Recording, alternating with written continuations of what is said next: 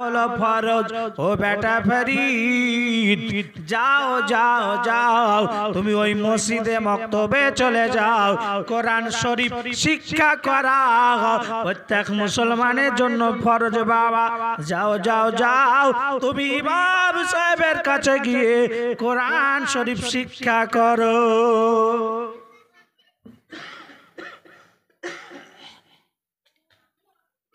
এবার বাবা আমার ফরিদ উদ্দিন গান্ধী সরকার মা সবুরার কথাকে মান্য করি আপনার যেন মক্তব মসজিদে চলে গেলেন বাবা। আপনারা চিল্লাবেন। আসলে আমার মা বোনেরা কেমন জানেন, আমি মাঝে মাঝে ট্যাবলেট দিই, এদেরকে না দিলে হবে না। এদেরকে যতই বলেন না কেন যে তোরা একটু কথা কম বলিস, তো দেখবেন এরা সবসময় বেশি বলে। এই বাবাজি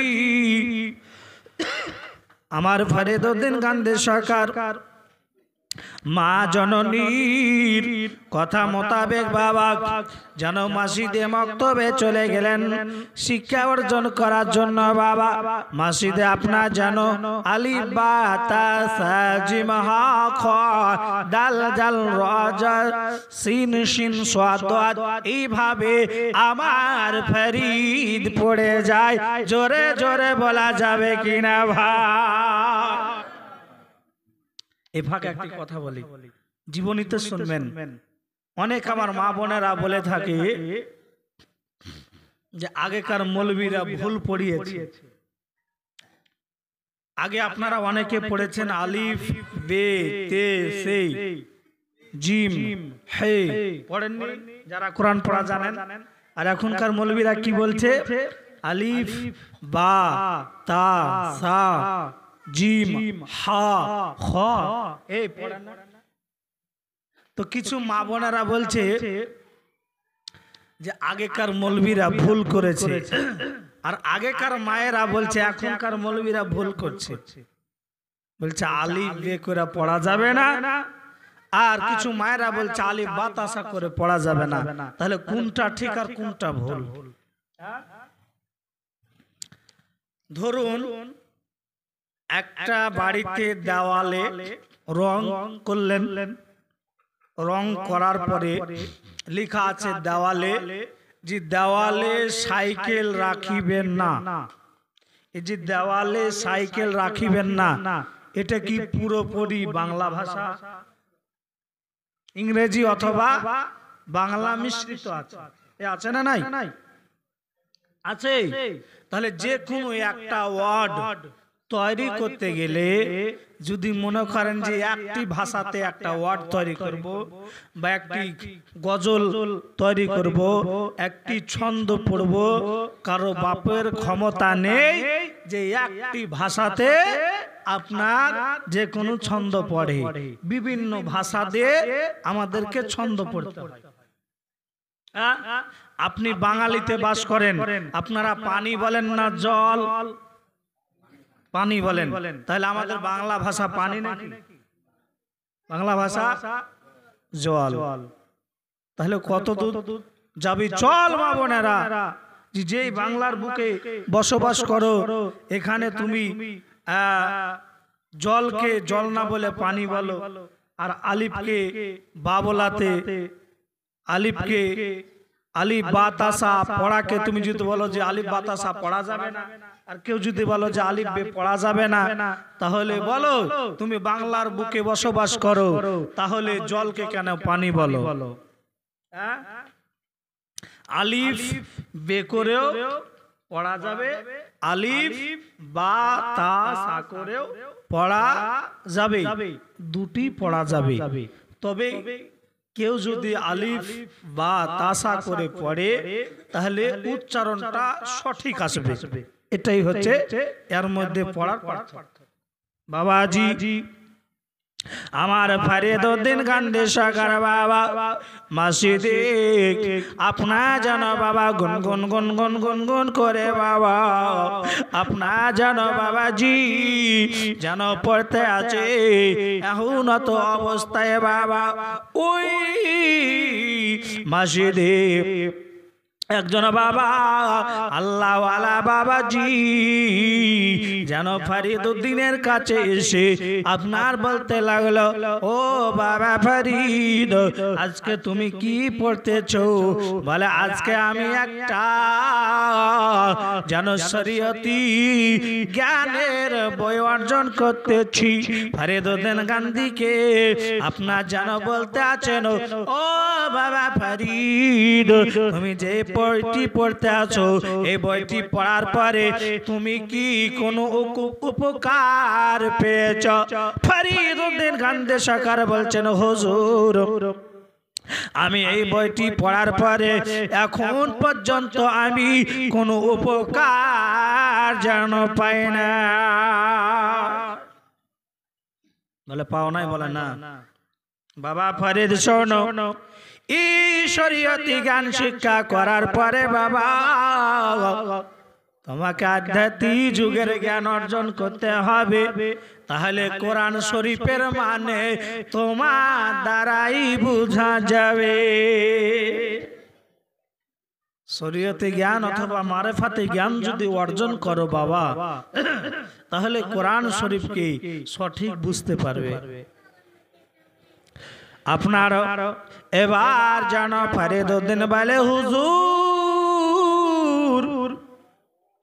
আমি তো শরীয়তি জ্ঞান অর্জন করেছি, মারেফাতে জ্ঞান অর্জন করব হুজুর, তবে কোথায় যেতে হবে? বলে, বাবা তোমাকে মুলতান নগর একটি জায়গা আছে বাবা, ওই জায়গায় যদি যাও, ওই জায়গায় যাওয়ার পরে তুমি যদি ওই মাদ্রাসায় লেখাপড়া করো বাবা, তাহলে শরীয়তি এবং মারেফাতে জ্ঞান পাবে, আর তুমি জ্ঞানে জ্ঞানান্বিত হবে বাবা। মৃত জিনিসকে বাবা তুমি জানো জিন্দা করতে পারবে। জোরে জোরে বলো না। এ বাবাজি, ফরিদউদ্দিন গান্ধী সরকার বলে, হুজুর, সেই জায়গা আমার যেতে বড় মন চায়, তো তবে আমি তো চিনি না, কেমন করে যাব? হুজুর বলতে আছেন, বাবা সেই জায়গা যদি যেতে হয় তো আমার সঙ্গে চলো, তাহলেই সেই জায়গায় চলে যাবে। বলে, ও হুজুর, আমি কেমন করে আপনার সঙ্গে যেতে পারি? আমার মা জননী বিধবা, তার নাম হলো সুবরা। আমার আব্বা আমাকে ছোট্ট অবস্থায় রেখে কবরে চলে গেছে। আমার মা আমাকে নিয়ে লালন পালন করে। আমি মা জননীর বিনা অর্ডারে কোনোদিন বাড়ি থেকে বের হয় না। তাই আমি বলতেছি হুজুর, আজকে আপনার সঙ্গে যাব, কিন্তু আমার মায়ের হুকুম ছাড়া আমি যেতে পারবো না। আমার মা জননী আমাকে যদি হুকুম দেয় তবে আপনার সঙ্গে যাব, নচেত আমি ফরিদ আমি আপনার সঙ্গে যাব না। জোরে জোরে বলবেন কিনা? মাকে কত আদব করে। মা মায়ের মতো হতে হবে, তাহলে তো সন্তান সন্তানের মতো হবে। মা বলছে, আমার বেটা খুব ভালো ছিল সাদ্দাম, যেদিন থেকে তার বিয়ে দিয়ে দিলাম, কান কামড়াতে কামড়াতে বৌমা আমার বেটাকে আলাদা করে দিল। এই এমন আছে না মা? তুমি মা শাশুড়ির মতো থাকো, আর বৌমা তুমি বৌমার মতো থাকো। শাশুড়ি হয়ে আপনার ওই বৌমাকে নিজের মেয়ের মতো যদি না করতে পারেন, তাহলে আপনার বৌমা আপনাকে কখনো সম্মান দিতে পারে না। তাহলে বাবাজি, পরের বেটে আপনার বাড়িতে আসবে, ওই বৌমাকে আপনি যদি বেটের নজরে না করেন মা, তাহলে ওই বৌমা আপনাকে কোনোদিন সম্মান করবে না। এ বাবাজি, আসুন না আমার ফরিদউদ্দিন গান্ধী সরকার বলে হুজুর আপনি দাঁড়ান কিছুক্ষণ, আমি যাব মায়ের কাছে। মা জননী যদি আমাকে হুকুম দেয়, আমাকে যদি অর্ডার দেয়, তাহলে আপনার সঙ্গে আমি মুলতান নগরে আমি যেন শরিয়াতি জ্ঞান মারেফাতি জ্ঞান আমি অর্জন করার জন্য যাব। জোরে জোরে বলুন না কেন? ফরিদউদ্দিন গান্ধী সরকার বাবা গোটে গোটি পায়ে যেন ওই আপনার আল্লাহওয়ালা বুজুর্গর কাছ থেকে বাবা মা জননীর কাছে চলে আসলো। মাকে বলছে, মা ও মা জননী, আজকে আমি তোমাকে একটি কথা বলবো মা। বলে, বেটা কি বলবে? ও গো মা জননী, আমি এই গ্রামে আর থাকবো না। আমি মুলতান নগর একটি গ্রাম আছে, সেই গ্রামে যদি যাই আমি শিক্ষায় সুশিক্ষিত হব মা, শরিয়াতি মারেফাতি জ্ঞান আমি অর্জন করতে পারবো। আর যদি জ্ঞান আমি অর্জন করতে পারি মা, আমি যেন মৃত জিনিসকে জিন্দা করতে পারবো। জোরে জোরে বলা যাবে কিনা? বাবা মা বলছে, বেটা ঠিক আছে যাবে তো যাও। এই বাবাজি মায়ের আপনার অর্ডার নিয়ে বাবা এবার ফরিদউদ্দিন গান্ধী সরকার বলছে, মা আমি তো যাব অনেক দূরে রাস্তা মা, তাহলে তুমি আমার জন্য কিছু পোশাক এর ব্যবস্থা করো মা, তাড়াতাড়ি করে তুমি আমার জন্য কিছু খাবার এবং কিছু কাপড়ের আয়োজিত করো মা।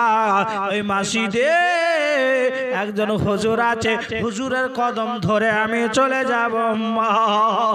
ফরিদউদ্দিন গান্ধী সরকার বাবা এবার মার কাছ থেকে সমস্ত কিছু গোছাল করে নিয়ে মসজিদে যাচ্ছেন বাবা। ওই হুজুর সেই জায়গায় নেই, ফরিদে যেতে দেরি হয়েছে, হুজুর সেখান থেকে চলে গেছে। ফরিদ বলে, আহারে তাহলে কি আমার আর শরিয়তে জ্ঞান শেখা যাবে না? ই বাবাজি ফরিদউদ্দিন কি করলেন বাবা, এবার আপনার একটি বাবাজি কাজ করবে কি কিছুই মাথায় আসে না বাবা। কিছু সময় যখন আমরা টেনশন ভোগ করি, আমাদের মাথায় কিছু কাজ করে না বাবা। বাড়ি যাব না, আমি কোথায় যাব, ফরিদের কোনো আপনার মাথায় কাজ করে না বাবা। ফরিদউদ্দিন গান্ধী সরকার আপনার জানো বাবাজি বাড়ি আবার জানো ফিরে চলে আসলেন। মা বলছে, বেটা তুমি তো তোমার ওস্তাদ হিসাবে যে লোকটিকে নির্বাচিত করেছিলে, কি ব্যাপার তোমার তার সঙ্গে দেখা হয়নি নাকি, তাই চলে এলে? বলে, মা জননী তুমি যেটা বলছো তুমি সঠিকই বলেছ। মা বেটাকে ডেকে বলছে, বেটা ফরিদ তোমাকে আমি বলছি তুমি যাও ওই বন জঙ্গলে চলে যাও, আর তুমি গিয়ে খোদার ধ্যানে 12টি বছর অতিবাহিত করে এসো, তাহলে বড় আল্লাহওয়ালা হওয়া যাবে। এ জোরে বলুন। এ বাবাজি আমার ফরিদউদ্দিন গান্ধী সরকার মা জননীর কথা মতো বাবা যেন আপনার বাড়ি থেকে 12টি বছরের জন্য বাবা বন জঙ্গলে চলে গেলেন। একদিন, দুদিন, 3 দিন চলে গেল বাবা, 4 দিন চলে গেল বাবা। এইভাবে যখন আমার ফরিদের আপনার যখন রাত চলে যায়, দিন চলে যায়, আল্লাহর ইবাদতে মগ্ন হয়ে যায়। যখন এ বাবা তাকে খিদা লাগতো, যখন এ বাবা তাকে খোদা লাগতো, ফরিদউদ্দিন গান্ধী সরকার বাবা ওই গাছের কচি কচি পাতাগুলোকে ছিঁড়ে বাবা যেন আপনার ভক্ষণ করতেন। জোরে জোরে বলা যাবে কিনা?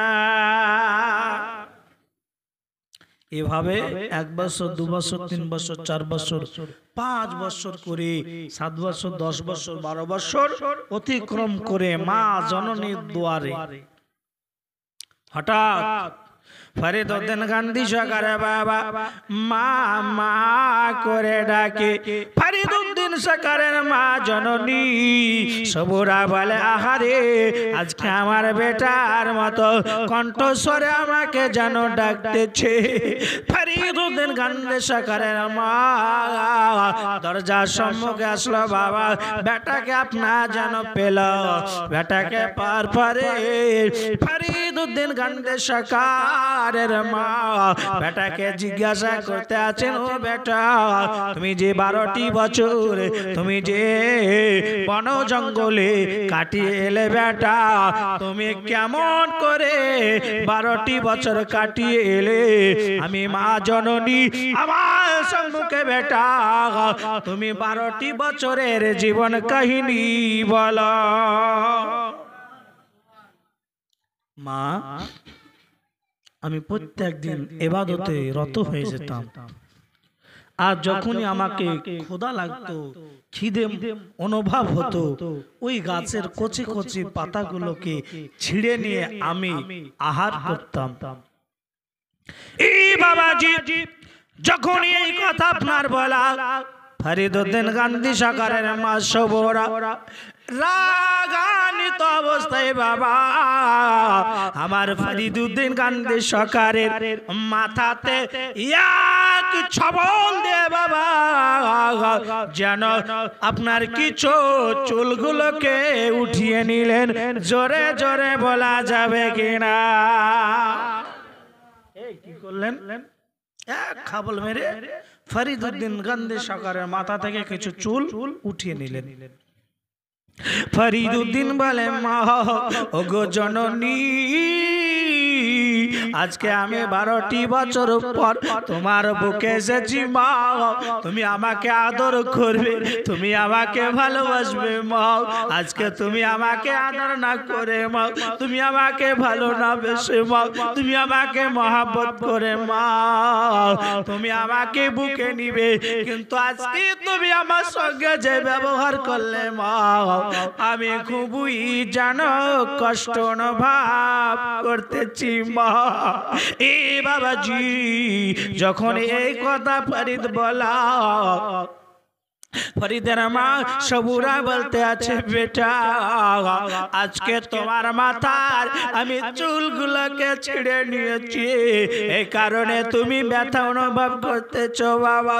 তবে শোনো শোনো, আজকে আমি তোমার মা জননী শুধু একবার খাপা মেরে চুল তুলেছি বাবা, তুমি যদি এত ব্যথা অনুভব করো বাবা, তুমি 1 বছর নয় 2 বছর নয় 12টি বছর বেটা ওই গাছের পাতাগুলোকে ছিঁড়ে ছিঁড়ে তুমি যে আহার করেছো বেটা, বলো ওই গাছে কষ্ট পেয়েছে কিনা পাইনি?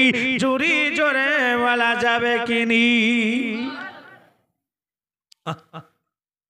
মা ফরিদের সঙ্গে কথা হচ্ছে বাবা। মা জননী ফরিদকে বলছে, বেটা ফরিদ তুমি যে 12টি বছর তুমি ইবাদতে গেছিলে বেটা, তুমি যে উদ্দেশ্যে গেছিলে তোমার উদ্দেশ্য পূর্ণ হয়নি বেটা, যাও যাও যাও তুমি আবার 12টি বছরের জন্য বন জঙ্গলে ইবাদতে চলে যাও। মা সবরা বেটাকে বলছে, শোনো তোমার ক্ষুধা লেগেছিল, গাছের পাতা ছিঁড়ে তুমি খেয়েছো, গাছে কষ্ট পেয়েছে, এই কারণে তোমার 12টি বছর ইবাদত করা বরবাদ হয়ে গেছে। আজকে আমি তোমার মা তোমাকে কিছু খাবার আহার ছাতু রুটি কয়েকটি বানিয়ে পানি তোমাকে দিচ্ছি, যখন তোমাকে ক্ষুধা লাগবে আল্লাহর ইবাদত ছেড়ে দিয়ে তুমি আহার করবে। এইভাবে 12টি বছর অতিক্রম করে আমার নিকটে তুমি যদি আসতে পারো তাহলে তুমি আল্লাহওয়ালা হবে। জোরে বলো। এ বাবাজি আমার ফরিদুদ্দিন গান্ধী সরকার বাবা মা জননীর কথা আপনার মোতাবিক বাবা আবার যেন বন জঙ্গলে আপনার চলে গেলে এই বাবা জীবনেরাও আপনাদেরকে বলতে চাই বাবাজি ফরিদুদ্দিন গান্ধী সরকারের জীবনী অল্প সময় কি শোনা শুধু যাবে বাবা, বহুত সময় লাগবে বাবাজি। আমি লম্বা চওড়া খুব করব না, তবে আসুন না কেন বাবা এখন পর্যন্ত যারা ঘোরাফেরা করছেন সময়কে নষ্ট না করে আজকে এই জান্নাতি বাগানে বসে বাবা নিজের জীবনটাকে সাজিয়ে ফেলান। আর মরতে হবে একদিন তোমায়, তুমি ভুলে যেও না। হবে মাটির বিছানা গো তোমার আসল ঠিকানা। মরতে হবে একদিন তোমায়, তুমি ভুলে যেও না। হবে মাটির বিছানা গো তোমার আসল ঠিকানা। এ বাড়ি গাড়ি টাকা করি কিছুই যাবে না। হবে মাটির বিছানা গো তোমার আসল ঠিকানা। আর আপন জনের কান্না যখন সবই শুনতে পাবে, বুক ফুটবে তো মুখ ফুটবে না, কেমনে জবাব দিবে। আর আপন জনের কান্না যখন ওই সবই শুনতে পাবে, বুক ফুটবে তো মুখ ফুটবে না, কেমনে জবাব দেবে। আর কি করে বোঝাবে তুমি, আর কি করে বোঝাবে তুমি মনের বেদনা। হবে মাটির বিছানা গো তোমার আসল ঠিকানা। মরতে হবে একদিন তোমায়, তুমি ভুলে যেও না। হবে মাটির বিছানা গো তোমার আসল ঠিকানা। ইজরাইল ফারিস্তা যেদিন ওই হাজিরি হবে এসে, আর ইজরাইল ফারিস্তা যেদিন ওই হাজিরি হবে এসে, চল ছতরি যতই করো জানবে বিশেষে। আর চলবে না সেই দিন তোমায়, আর চলবে না সেই দিন তোমায় কোনোই বাহানা। হবে মাটির বিছানা গো তোমার আসল ঠিকানা। মরতে হবে একদিন তোমায়, তুমি ভুলে যেও না। হবে মাটির বিছানা গো তোমার আসল ঠিকানা। আর কাঁদিবে মাতা, কাঁদিবে পিতা, কাঁদিবে ভাই বোন। আর কাঁদিবে মাতা, কাঁদিবে পিতা, কাঁদিবে ভাই বোন। পাশে বসি কাঁদিবে তোমার আত্মীয় স্বজন আরে কাঁদিবে মাতা কাঁদিবে পিতা কাঁদিবে ভাই বোন পাশে বসি কাঁদিবে তোমার আত্মীয় স্বজন আরে করিবে দোয়া খোদার কাছে মুমিন মুমিনা হবে মাটির বিছানা গো তোমার আসল ঠিকানা মরতে হবে একদিন তোমায় তুমি ভুলে যেও না হবে মাটির বিছানা গো তোমার আসল ঠিকানা আল্লাহুম্মা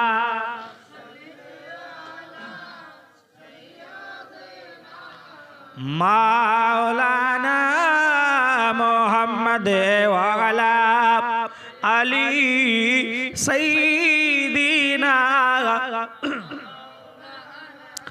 মুহাম্মদ সাল্লি আলা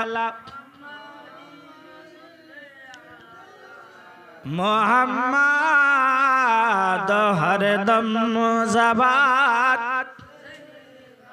पाक में मोहम्मद हरदम ज़बान शफीआना मोहम्मद ए बाजन सुना मानी के रहो ए बाजानो बाबा जी আমার ফরিদুদ্দিন গান্ধী সরকার বাবা ওই বন জঙ্গলে চলে গেলেন খোদার ইবাদতে আপনার রত হয়ে গেলেন বাবা আবার ফরিদ আপনার জানো দিনকে দিন রাতকে রাত বাবা খোদার ইবাদতে রত হয়ে যায় বাবাজি এইদিকে ফরিদ খোদার ইবাদতে বাবা আছে মন বলতেছে মন রে আজকে তো আমি নামাজে আছি রত আজকে তো আমি খোদার ইবাদতে আছি রত আমার মন বলছে তোকে পেটে খেতে হবে গোশত তোকে খেতে হবে পেটে কিছু আহার আরে আরে মন আমার চাই খেতে কিন্তু এদিকে আমি খোদার ইবাদতে আছি বারবার মন বলে খা খা খা আমার ফরিদ খাওয়া দাওয়া ছেড়ে বাবা এভাবে বাবাজি আপনার নামাজি যেন রত আছে জুরি জোরে বলা যাবে কিনা নামাজ আছে তসবিতে আছে 24 ঘন্টা চলছে আর এদিকে মন বলছে ও ফরিদ তুই খা খা খা কিন্তু বাবা আমার ফরিদ খাই না শুধু আল্লাহ আল্লাহ মুখে জিকির বাবা শুধু আল্লাহ আল্লাহর প্রশংসা বাবাজি আমার ফরিদ এত জানো বাবা ইবাদতে রত হয়ে গেছে মন চাইছে খেতে কিন্তু ফরিদ বলছে মন রে আজকে খাবো খাবো করিস না তুই খোদার ইবাদত কর জোরে জোরে বলা যাবে কিনা একজন আর রিকোয়েস্ট করেছে যে একটা গজল শুনবো গজল তো দুটো হয়ে গেল বলছে যে আপনার গজলটা এই গজল যে আকাশ ভরা চন্দ্র তারা এলো মা আমিনার প্যারা সুবহানাল্লাহ বলবেন না এই গজলটা শুনতে চেয়েছে বলবো না জীবনে বলবো গজলটা বলবো কে আকাশ ভরা চন্দ্র তারা এলো মা আমিনার প্যারা এলো মা আমিনার প্যারা ও কি আকাশ ভরা চন্দ্র তারা এলো মা আমিনার প্যারা এলো মা আমিনার প্যারা এলো মা আমিনার প্যারা ঝাঁকে ঝাঁকে কোকিল ডাকে শোনা যায় নারা একটু মহব্বত বলবেন না ঝাঁকে ঝাঁকে কোকিল ডাকে শোনা যায় নারা ও কি আকাশ ভরা চন্দ্র তারা এলো মা আমিনার প্যারা এলো মা আমিনার প্যারা এলো মা আমিনার প্যারা আসমান ঝুমে জামিন ঝুমে ঝুমে বাইতুল্লাহ আসমান ঝুমে জামিন ঝুমে ঝুমে বাইতুল্লাহ সারা জগৎ চমকাইতে এলেন রাসূলুল্লাহ মহব্বতে আসমান ঝুমে জামিন ঝুমে ঝুমে বাইতুল্লাহ সারা জগৎ চমকাইতে এলেন রাসূলুল্লাহ অত্যাচারী ব্যভিচারী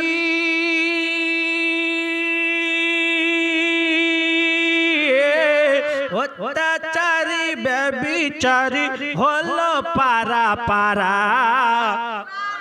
এলো মা আমিনার প্যারা ও কি আকাশ ভরা চন্দ্র তারা এলো মা আমিনার প্যারা এলো মা আমিনার প্যারা এলো মা আমিনার প্যারা আল্লাহ যারে রহমত করে পাঠালেন জগতে জান্নাতেরই মূল চাবি দিলেন যার হাতে একটু মহব্বতে আল্লাহ যাকে রহমত করে পাঠালেন জগতে জান্নাতেরই মূল চাবি দিলেন যার হাতে ও কি দো জাহানের বাদশা নবী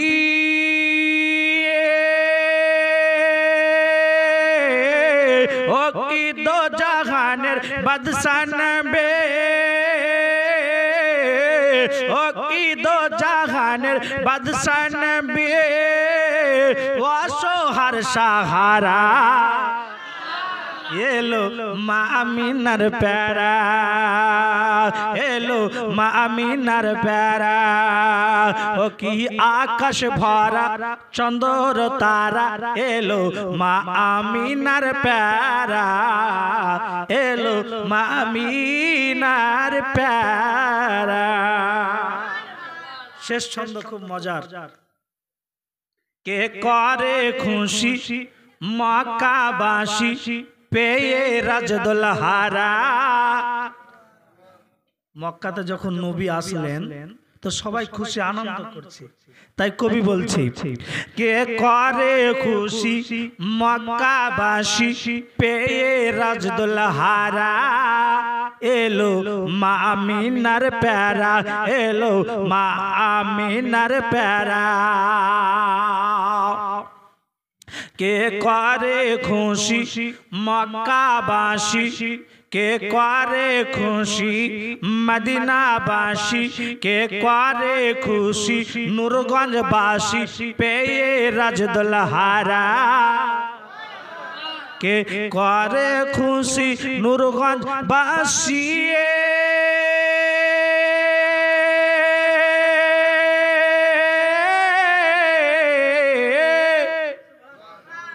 জীবনী টানতে হয় 3 ঘন্টার গজল বলতে হয় কত দম দেয় বুঝতে পারছেন জীবনী তো টানতে হয় কিন্তু গজলে কত টান দিতে হয় খুব বকতে হয় কিন্তু মাইক ভালো না তবে ভালো করে নিতে হচ্ছে কে করে খুশি জগৎবাসী পেয়ে রাজদুলহারা এলো মা আমিনার প্যারা কে করে খুশি নূরগঞ্জবাসী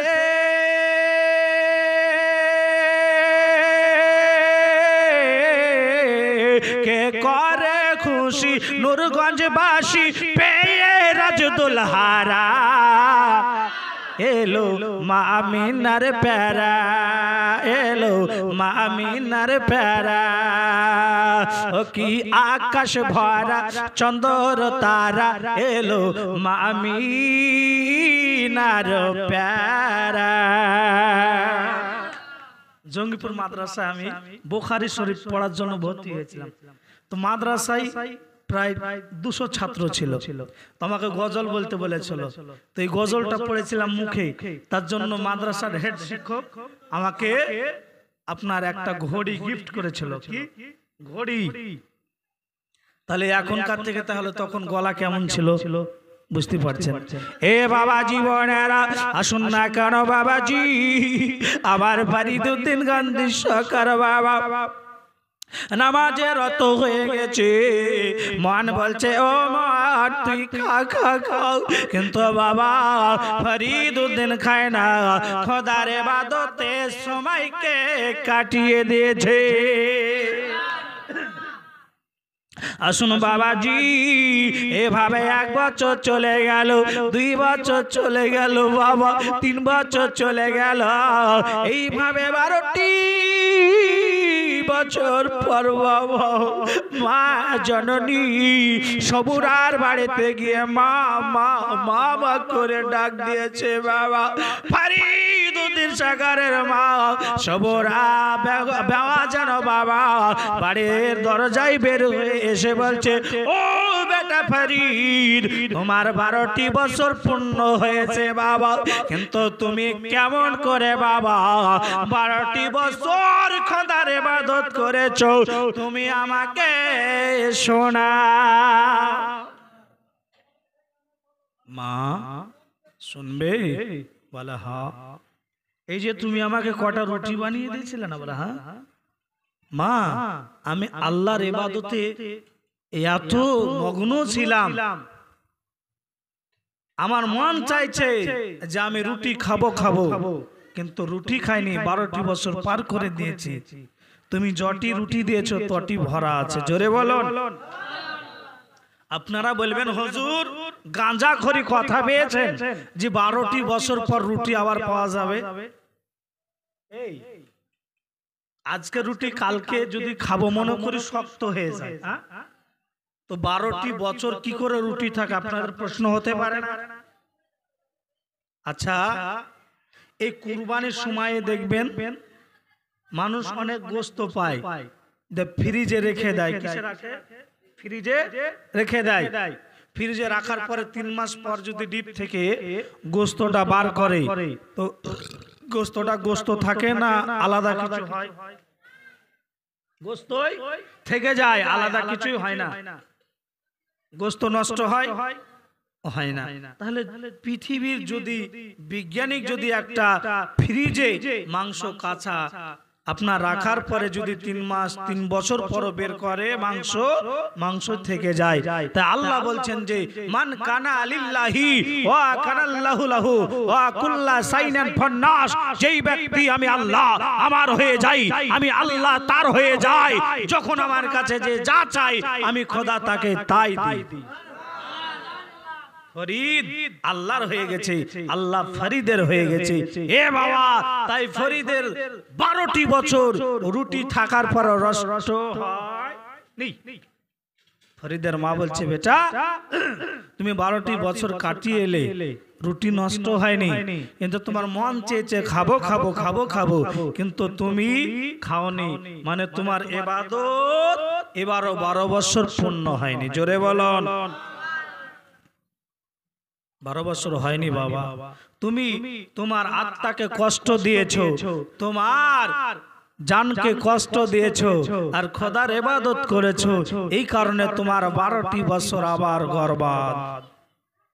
এই আমাদের মতো সন্তান ধরেন, যদি আপনার ঘরের সন্তানকে বললেন যে বাহাদুরপুর মোড় বেটা যা, যাওয়ার পরে তুই একটু বাজার করে নিয়ে আইগা, তো বাজার করে নিয়ে আসার পরে দ্বিতীয়বার যদি বলা যায় বেটা তুই কোন খাবার নিয়ে আলি রে, পচা, যা ঘুরিয়ে দিয়াই, দ্বিতীয়বার যাবে।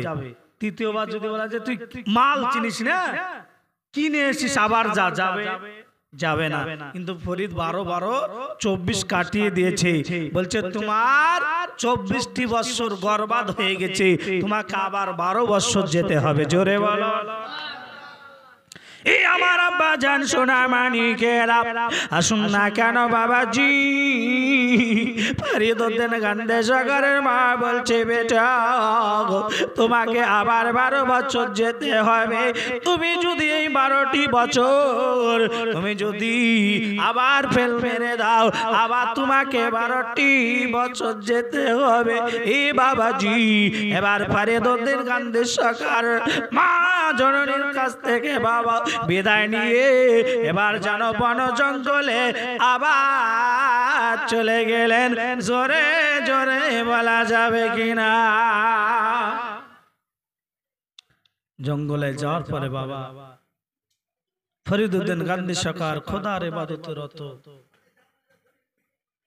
এমন ভাবে আপনার রত হয়ে আছে, নামাজের টাইম হয় নামাজ পড়ে, বাকি টাইমে একটা কুয়ো ইদারা, এই ইদারাতে একটা কাঠকে ছাট করে দিয়ে ওই কাঠে গাছের ছাল দিয়ে 2 পায়ে বেঁধে পা গুলোকে ঝুলিয়ে মাথাগুলোকে নিচে আল্লাহ আল্লাহ আল্লাহ আল্লাহ জিকির করে। জোরে বলো। এভাবে বাবাজি আমার ফরিদউদ্দিন গান্ধী সরকার বাবা 1 দিন 2 দিন 3 দিন 4 দিন করতে করতে বাবাজি আমার ফরিদ বাবা কয়েকটি বছর অতিবাহিত হয়ে গেল। একদিন বাবা আমার ফরিদউদ্দিন গান্ধী সরকার বাবা 12 করে 3-12 34 বছর বাবা না খেয়ে ক্ষুধার্ত অবস্থায় বাবা খোদার ইবাদতে আপনার শরীরের মাংসগুলো শুকিয়ে গেছিল বাবা, হাড়ে হাড্ডি হয়ে গেছিল বাবা। এই আব্বা জান সোনা মানিকেরা এবার ফরিদউদ্দিন গান্ধী সরকার খোদার ইবাদতে আছে। একটা জঙ্গল থেকে বাবাজি একটা যেন কাক যেন উড়ে এসে ফরিদউদ্দিন গান্ধী সরকারকে বলতে আছেন, ও গো আল্লাহর বান্দা ফরিদ, তুমি আমাকে কিছু খাবার দান করো। জোরে জোরে বলা যাবে কিনা? এই ওয়াজ চলবে না শেষ হবে? চলবে?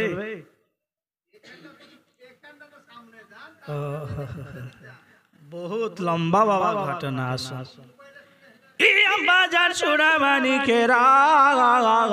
আসুন না কেন আব্বাজি আমার আপনাদেরকে বলতে চাই বাবা ফরিদউদ্দিন গান্ধী সরকারের আপনার ঘটনা কাকে সে আমার ফরিদকে বলছে, ও বাবা ফরিদ আমি আজ 7 দিন ধরে আমি যেন অনাহারে আছি, বড় জঙ্গলের কাক আমাকে কিছু তুমি খাবার দান করো। জোরে জোরে বলা যাবে কিনা? ফরিদউদ্দিন গান্ধী সরকার বলছে, কাক আমার কাছে কিছু নেই যে তোমাকে দেব, তবে আমার জন্য আমার শরীরটা তোমাকে দান করে দিলাম। জোরে বলো। তবে কাক শোনো, আমার যে 2টি চোখ আছে এই চোখ 2টি বাদ দিয়ে আমার যত শরীরে মাংস আছে তোমার যেটা মন যায় তুমি সেটা আহার করো। এই বাবা জীবনের এবার ফরিদউদ্দিন গান্ধী সরকার বাবা যখন অর্ডার দিয়ে দিলেন, ওই কাকটি বাবাজি যেন ফরিদের গায়ে বাবা ঠক ঠক ঠক ঠক করে বাবা যখন এ ঠক করে মারে আপনার গোস্ত নাই বাবা হাড্ডিতে যেন খট করে আওয়াজ করে। এই বাবা জীবনের যখনই আপনার এইরকম আওয়াজ হয় ফরিদউদ্দিন গান্ধী সরকারকে কাক ডেকে বলছেন, ও ফরিদ তুমি আমাকে খেতে বলার পরে তুমি আমাকে এমন জায়গা দিলে আজকে আমার যেন খোদা মিটল না। জোরে জোরে বলা যাবে কিনা? আমাদের ক্যাচার এরকম লাগা দরকার, কিন্তু দূর থেকে হয়ে যাচ্ছে। জি বাবা। এই আব্বা জান সোনা মানিকেরা এবার ওই কাক বলতে আছে, ও বাবা ফরিদ, তোমার যে দুটি চোখ আছে, একটি চোখ আমাকে দান করো, অপর চোখটি বাকি রাখো। আমি যদি খাই আমার খোদা যেন নিবারণ হয়ে যাবে। ফরিদউদ্দিন গান্ধী সরকার বলছে, ও জঙ্গলের কাক, আজকে যদি তোকে আমি চোখ দিয়ে দিই, আমি কি নিয়ে রাস্তা দেখব? বলছে না, আমাকে দিতেই হবে। फरीदुद्दीन गांधी सरकार चिंता चिंतित तो बाबा फरीद जैसे व्यक्ति छिलो ना बाबा जी। फरीदुद्दीन गांधी सरकार बोले আল্লাহ তাআলা বলেছেন যে কোন ব্যক্তি যদি তোমার কাছে কিছু চায়, থাকার পরে তুমি তাকে ঘুরিয়ে দিও না। আপনার কাছে কিছু অর্থ থাকলো বাবা, অর্থ থাকার পরে যদি ওই ব্যক্তিকে যদি না দেন তো খোদা বেজার হয়ে যায়। ফরিদ বলে, আমি যেই খোদাকে রাজি করার জন্য জঙ্গলে 12টি করে 36টি বছর আমি কাটিয়ে দিলাম, আজকে আমার কাছে কাক চোখ চাইতেছে। আমার দুটি চোখ আছে, একটি যদি দিয়ে দিই একটি চোখে দেখবো, না হলে তো খোদা বেজার হয়ে যাবে। কাককে বলল, ও কাক শোনো, তুমি যদি আমার চোখ খাও তবে শর্ত হলো একটি, আমার একটি চোখ খাবে, অপরটি রাখবে বাকি। এ বাবা জীবনেরা এইদিকে আব্বাজি আবার ফরিদুদ্দীন গান্ধী সরকারের চোখে বাবা ওই কাকটি ঠক্কর মেরে মেরে আপনার চোখটিকে বাবা উঠিয়ে উঠিয়ে খেতেছে। পাশে আর একটি কাক যেন আপনার এই দৃশ্য দেখতেছে বাবা। ওই কাকটি যখন খাওয়া হয়ে গেল, ওই কাকটি যখন বাবা খিদা মিটে গেল, আবার আর একটি কাক এসে ফরিদের নিকটে যেন আরজ করতে লাগলো, ও আল্লাহর বান্দা ফরিদ, আজকে তুমি আমাকে কিছু দান করো। ফরিদ বলছে, কাক আমার শরীরটা তোমার জন্য আমি দান করে দিলাম, আজকে তুমি আমার শরীরটা তুমি আহার করো। এই আব্বাজান সুনাবাড়িকে দাও। এবার ওই কাকটি বাবা পূর্বে কাকের মতো শরীরে যেখানে আপনার জানো যেখানে ঠক্কর মারে বাবা খট খট খট খট করে উঠে, ওই কাকটি বলে উঠলো, ও আল্লাহর বান্দা ফরিদ, তুমি আমার সঙ্গে চালাকি করতেছো। আজকে তুমি আমাকে এমন জায়গা খেতে বলছো, আজকে যেই জায়গা মাংস নেই সেই জায়গা আমাকে খেতে বলতেছো। ওই পূর্বের কাকটি তোমার চোখে আনন্দ করে চলে গেল, আমিও প্রায় 7 দিন ধরে খাই নাই, আমাকে তোমার বাকি চোখটা দান করে দাও। ফরিদ বলছে, আরে আজকে যদি কাককে চোখ দান করে দিই, আমার মায়ের কাছে আমি যাব কি করে বাড়ি? 36 বছর কেমন করে যাব? কাক চোখ চাইছে, চোখ যদি দিয়ে দিই আমি যাব কেমন করে? এই চিন্তা। কাকটা ফরিদকে ডাক দিয়ে বলছে, ও বাবা ফরিদ, তুমি যদি আমাকে চোখ দান করে দাও তাহলে তুমি এই জামানার একজন বড় কুতুব হবে, তোমার জন্য আমি দোয়া করি। জোরে বলুন। আরে ফরিদ বড় আপনার কুতুব, বড় আউলিয়া হওয়ার জন্য তো জঙ্গল অতিবাহিত করছেন। বলছে, আরে আজকে একটা কাক আমার জন্য দোয়া করবে যে আমি যদি তাকে চোখ দিয়ে দিই তাহলে আমি বড় কুতুব হব, আউলিয়া হব, আল্লাহওয়ালা হব, পীর সাহেব হব। আমি এই আশাতেই তো ঘুরছি। ফরিদুদ্দীন গান্ধী সরকার বাবাজি কাককে ডাক দিয়ে বলছে কাকুরে তুই চোখ খাবি বলছিস খা খা খা। এ বাবাজি যখন এ কাকে অর্ডার দিয়ে দেওয়া ওই কাকুটি বাবাজি পূর্বের কাকের মতো চোখে ঠক্কর মেরে মেরে বাবা আপনার চোখটাকে খেয়ে শেষ করে দিল। আমার ফরিদ বাবা দুই চোখটি যেন আল্লাহ রাস্তে দান করে নিজে অন্ধ হয়ে গেল। এই বাবা জীবনের এবার ফরিদ ওই কুয়ার ভিতরে বাবা এইভাবে অন্ধ অবস্থায় বাবা ইবাদত করে। এখন অত অবস্থায় বাবাজি কোন রকম করে বাবা ওই যেন দড়িটাকে ধরে বাবা কুয়ো থেকে বেরিয়ে এলেন। আসার পরে বাবাজি আমার ফরিদউদ্দিন গান্ধী সরকার বলে আমি মা জননীর কাছে আমি এখন কেমন করে যাব। এ বাবা জীবনের এবার ফরিদউদ্দিন গান্ধী সরকার বাবাজি কুররাতাইনি বিকায়া রাসূলুল্লাহ বলে বাবা যেন চোখে হাত বুলালেন। যেমনি বাবাজি চোখে হাত বলিয়ে দেওয়া ফরিদউদ্দিন পূর্বের মতো তার দুই চোখ গজিয়ে গেল। জোরে জোরে বলা যাবে কিনা এ তুমি দয়াল রহমান কে পারে বুঝিতে তোমার শান। তুমি দয়াল রহমান কে পারে বুঝিতে তোমার শান। তুমি জিন্দাকে মারিতে পারো পরে দিতে পারো জান। কে পারে বুঝিতে তোমার শান।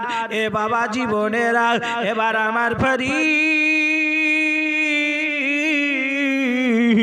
যেন চোখ পেয়ে বাবা মা জননীর কাছে চলে আসলেন। মা জননীর কাছে আসার পরে বাবা যেমনি মাকে মামা করে ডাক দিয়েছে ওই মা জননী ফরিদউদ্দিন গান্ধীকে আপনার সরকারকে নিয়ে বাবা যেন বুকের সঙ্গে জড়িয়ে ধরে একবার বাবা গালে চুম্বন দেয়, একবার কপালে চুম্বন দেয়, একবার ঠোঁটে চুম্বন দেয়। আর ফরিদ কি মহাবত করে জুরি জোরে বলা যাবে কিনা। ফরিদউদ্দিন গান্ধী সরকারের মা ফরিদকে ডেকে বলছে বেটা তুমি আজকে মানুষের মতো মানুষ হয়েছে, জোরে বলুন।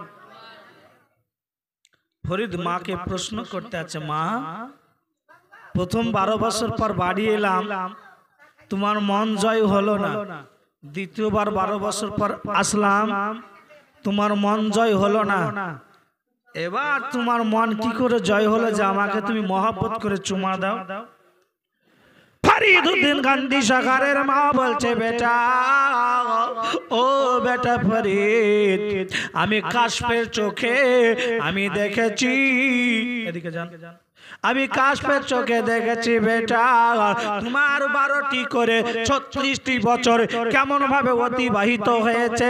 আমি মা জননী আমি তোমাকে দূর থেকে দেখেছি, তবে তুমি শেষ বেশে তোমার সঙ্গে যে কাকের ঘটনাটা ঘটেছিল এই ঘটনাটি দেখার পরে আমি মা জননী তোমার উপরে রাজি হয়ে গেছি বেটা। এই কারণে আমি তোমার চোখে মুখে চুম্বন করেছি, জোরে জোরে বলা যাবে কিনা। কিছু ভ্রান্ত দল বলছে যে পীর সাহেবের পায়ে চুম্বন দেওয়া যাবে না। এ কি বলছি মশলা শুনছেন তো না শুধু খাচ্ছেন?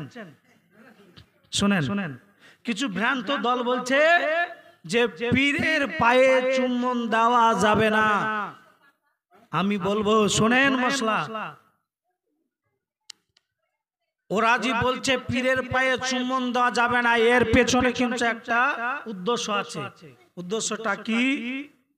বলছে যখনই পীরের পায়ে চুম্বন করবে তখনই মাথা চাপড়াতে হবে, মানে পীরকে সাজদা করা হবে। কি করা হবে? পীরকে সাজদা করা হবে। আর আল্লাহ ছাড়া গায়রুল্লাহকে সাজদা করা হচ্ছে শিরক অথবা হারাম। তাই এরা আমাদেরকে বলে বেদাতি, শিরকি। বাবা, আমরা যারা আল্লাহর ওলিকে মুসাফা করি বা কদমবসি করি, এগুলি আমরা পীরকে সাজদা করি না। কি করি? সাজদা করি না, আমরা পীরের সম্মান করি। এই কি করি? পীরের সম্মান করি, পীরের ইজ্জত করি। তবে সাজদা হলো বাবা দুই প্রকার। কয় প্রকার? দুই প্রকার। একটি হচ্ছে সাজদায়ে তা'বুদি আর একটি হচ্ছে সাজদায়ে তাজিমি। কোরআন শরীফ সূরার নাম সূরা ফাতহ, আয়াত নম্বর আপনার 9 এর মধ্যে বলা হয়েছে যে লি তুকমিনু বিল্লাহি ওয়া রাসূলিহি ওয়া তুআজ্জিরুহু ওয়া তুওয়াক্কিরুহু। আল্লাহ সুবহানাহু ওয়া তাআলা বলেন যে হে ঈমানদারগণ, তোমরা নবীর সম্মান করো, নবীর তাজিম করো। তাই আমরা পীর মুর্শিদের তাজিম করি, সম্মান করি। সম্মানার্থে আমরা পীরকে আপনার মাথাটাকে নত করে সম্মান করি। এটাকে বলা হয় সাজদায়ে তাজিমি। আর যেটা নামাজে মাথাকে নত করি, নামাজ পড়ি, এটাকে বলা হয় সাজদায়ে তা'বুদি। তাহলে সাজদা কয় প্রকার বুঝতে পারলেন? দুই প্রকার। তো কিছু ভ্রান্ত দল বলছে যে হ্যাঁ বুঝলাম, সাজদায়ে এটা তাজিমি, এটা করা চলবে না, শিরিক বেদাত। তো বলুন বেরাদার, আপনি যখন মাঠে ধান লাগাতে যান, শুনেন, যখন আপনি মাঠে ধান লাগাতে যান, তো আপনি ধান লাগান যখন, তখন ছাপড়ে ছাপড়ে লাগান না? লাগান না? ছাপড়ে লাগান। তো আপনাকে যদি বলি যে আপনি পোয়ালির মুঠোকে সাজদা করছেন, তা আপনি আমাকে কি বলবেন? যে এই মৌলভী সাহেবকে কানাপুকুর হাসপাতালে ভর্তি কর, এর মাথায় ঘনি পোকা হয়েছে। এ বলবেন না? বলবেন না? বলবেন। কেন? কথা হলো, মানুষ ধান লাগাতে গিয়ে ধানের ফুলকে সাজদা করে না। কি করে? উদ্দেশ্য হলো যে আমি জমিতে ধান লাগাবো, আর ধান লাগাতে গেলে মাথাটাকে নিচু করতে হবে। আমার উদ্দেশ্য ধান লাগান, আর ধান লাগাতে গেলে মাথাটাকে নিচু করতে হবে। তাহলে আমাদের উদ্দেশ্য পীরের পায়ে কদমবসি করতে গেলে আমাদের মাথাটাকে ছাপড়াতে হবে। যেমন আপনার নিয়াত, উদ্দেশ্য যে ধান লাগার জন্য মাথাকে নত করছেন, আমাদের উদ্দেশ্য হলো পীরকে সম্মানার্থে পীরের তাজিম করতেছি। বোঝা গেল মাসলা? বুখারী শরীফের হাদিস, ইন্নামাল আমালু বিন্নিয়াত, বলা হয়েছে যে কোনো কাজ নিয়াতের উপর নির্ভর করে। আমাদের নিয়াত হলো যে পীরের সম্মানার্থে আমরা মাথাকে নিচু করছি। কেউ যদি বলে যে পীরের সম্মানার্থে মাথা নিচু করা যাবে না, শিরিক বেদাত, তাহলে যারা ধান লাগায় মাথাকে নিচু করে, এটা 1 নম্বরের শিরিক ও বেদাত। এই মশলা বুঝাতে পারছি তো? বুঝতে পারছেন? আসুন না বাবা জীবনের আমার ফরিদুদ্দিন গান্ধী সরকারের বাবা জীবনী আপনাদেরকে বাবা যদি এখনো আলোচনা করি অনেক লম্বা চওড়া হয়ে যাবে বাবা। এরপরে আবার কোনোদিন কোনো জায়গাতে বাবাজি আপনাদেরকে ফরিদের জীবনী শুনিয়ে দেব। এই আমার জান সোনা মানিকেরা, আজকে আপনাদেরকে বলতে চাই, ফরিদুদ্দিন গান্ধী সরকারের জীবনী বাবা শোনার পরে আপনি আমি যদি বাবা ওই জীবন চরিত্রকে ফলো করে যদি কবরে যেতে পারি, এ জগৎ আপনার জন্য লাভবান, পর জগতে আপনি আমিও জান্নাতি মা। বুঝি তা আপনাদেরকে বলবো যে আপনারা আওয়াজ শুনেন কম, আমল করেন বেশি, তবে আপনারা হবেন জান্নাতি জান্নাতি। আসুন না বাবারা, আজকে আপনাদেরকে আর একটি কথা বলতে চাই। আল্লাহর হাবিব নবীজি বলেন যে ওই ব্যক্তি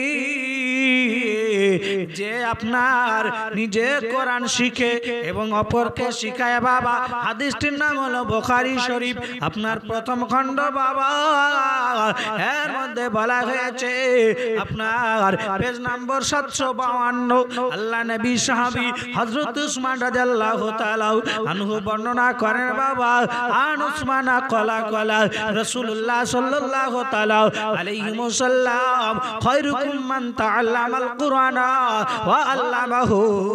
আপনার আল্লাহ নবী সাহাবী বলেন যে উসমান রাদিয়াল্লাহু তাআলা আনহু বলেন যে নবী বলেছেন পৃথিবীর জমিনে ওই ব্যক্তি হলো উত্তম যে নিজে কোরআন শিখে এবং অপর ব্যক্তিকে শিখায়।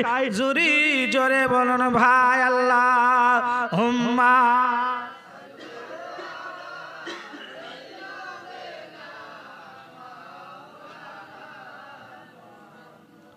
দেওয়ালা আলী মাওলানা মুহাম্মদ সল্লি আলা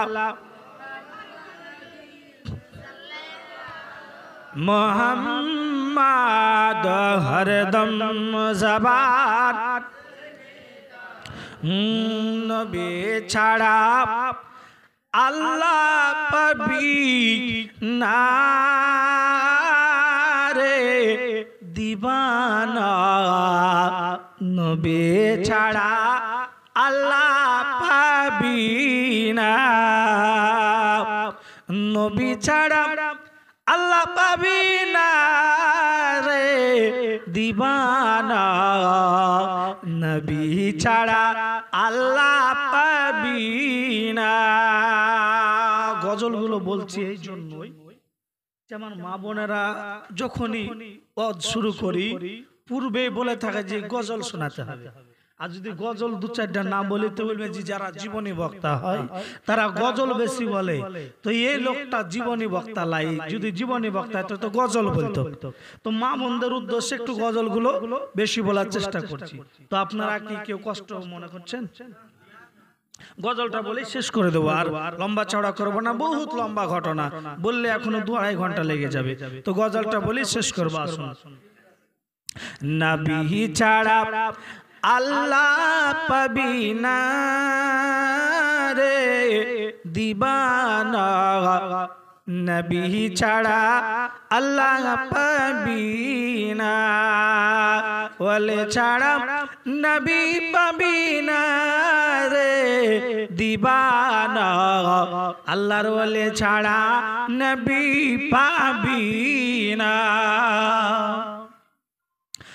আল্লাহ বলেন কুরআন পাকে যে জন পেতে চাও আমাকে, আল্লাহ বলেন কুরআন পাকে যে জন পেতে চাও আমাকে, আগে গিয়া ধরো নবীর দামান খানা রে দিবানা, নবী ছাড়া আল্লাহ পাবি না, নবী ছাড়া আল্লাহ পাবি না রে দিবানা, নবী ছাড়া আল্লাহ পাবি না, ওলে ছাড়া নবী পাবি না রে দিবানা, নবী ছাড়া আল্লাহ পাবি না। যাওয়াগি ওই নবীর দারে গোলাম হয়ে নত শিরে, যাওয়াগি তোমরা ওই নবীর দারে গোলাম নত শিরে নবী দিবেন স্বয়ং আল্লাহর ঠিকানা দিবানা ওই নবী ছাড়া আল্লাহ পাবি না নবী ছাড়া আল্লাহ পাবি না রে দিবানা ওই নবী ছাড়া আল্লাহ পাবি না একদিন জিবরাইল বলেন ওই নবীর দ্বারে দেখলাম কত পয়গাম্বারে একদিন জিবরিল বলেন ওই নবীর দ্বারে দেখলাম